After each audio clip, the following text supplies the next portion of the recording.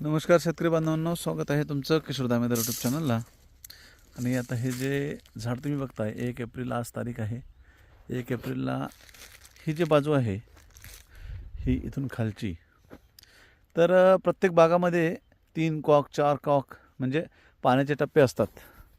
300 झाडाच्या पुढे 400-500 झाडं ज्यांचे आहे त्यांची अशी परिस्थिती असते. आणि अशा परिस्थितीमध्ये आपल्याला इथे जो असा हिरवेपणा दिसतोय, कमी ताण दिसतोय, 1 एप्रिलच्या हिशोबाने पाणी कमी कमी चाललं आहे. अशा प्रकारे ड्रिपरच्या 2 लाईनी आहे.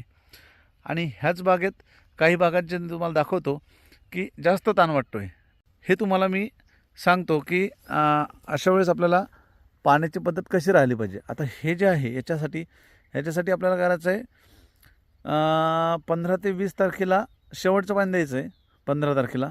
आणि कमी कमी पाणी द्यायचं आहे इकडं, 1 तास 1.5 तास आपल्या जमिनीप्रमाणे. आणि पलीकडे तुम्हाला झाडं दाखवतो आणि त्याच्यानुसार आपण त्याचं पण नियोजन सांगतो. तर आता आपण मागच्या जे बाग पाहिला, त्या मागच्या बागामध्ये आपल्याला थोडे हिरवे वाटत होते. आणि आता जसं आपण समोर येतो आहे, त्या समोर बघा अशा प्रकारे पान सुकलं आहे, पान सुकते आणि पानगळ पण होते. हे बघा इकडच्या साईडला हे झाड सुकलेलं आहे. तर अशा वेळेस काय करायचं, ज्या कॉकला ज्या भागामध्ये जास्त ताण बसतो त्या भागामध्ये 2 दिवसाआड पाणी भेटलं पाहिजे. 1 तास द्या, 1.5 तास द्या, 2 तास द्या, जसं तुमचं जमीन आहे तसं. आणि काय होते, कधी कधी एकाच झाडामध्ये 2 झाडाच्या मध्ये एकच झाड सुकते, तर ते ओव्हरलोड मालामुळं सुकत असते. शक्यतो ज्यांचं ड्रिपर आहे त्यांनी तिथं ड्रिपरचं जे हे असते, ड्रिपर असते, ते जर काढून टाकलं आणि जास्त पाणी सोडलं तरी तो प्रॉब्लेम सॉल्व्ह होणार आहे. तर अशा प्रकारे आपल्याला ताणाचं नियोजन आता पुढच्या महिन्यामध्ये करायचं आहे. हा जो एप्रिल महिना आहे, ह्या एप्रिलमध्ये मध्ये पाऊस सांगितलेला आहे. तो पावसाचा अंदाज घेऊन पाणी कमी जास्त करून ह्या 15-20 तारखेपर्यंत आपल्याला पाण्याचा शेवट करायचा आहे.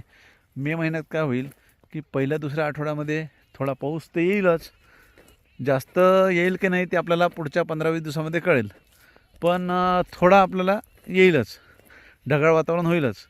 तर त्या अनुषंगाने आपलं हे 70 ते 80% झाडं ताणावर असले पाहिजे त्यावेळेस, म्हणजे कधीही पाऊस आला तर आपला बाग फुटायला तयार राहिला पाहिजे. तर हे अशा प्रकारे काही भागात बघा आता आपल्याला हिरवे दिसायला लागले झाडं टाईट. तर मग इथे जमीन वेगळी आहे. तर हे प्रत्येकाचे असते, जे 2-3 एकरचं रान असते, 4 एकरचं असते, तिथे 1 एकर वेगळा भाग, 2 एकर वेगळा भाग, 1 एकर वेगळा भाग. तर अशा प्रकारे आपल्याला वेगवेगळं नियोजन तिथं पाण्याचं करावं लागेल, तरच आपण सर्व बाग एका वेळेस फोडू शकू. अन्यथा आपल्याला आता माहीतच आहे की दरवर्षी काय होतं,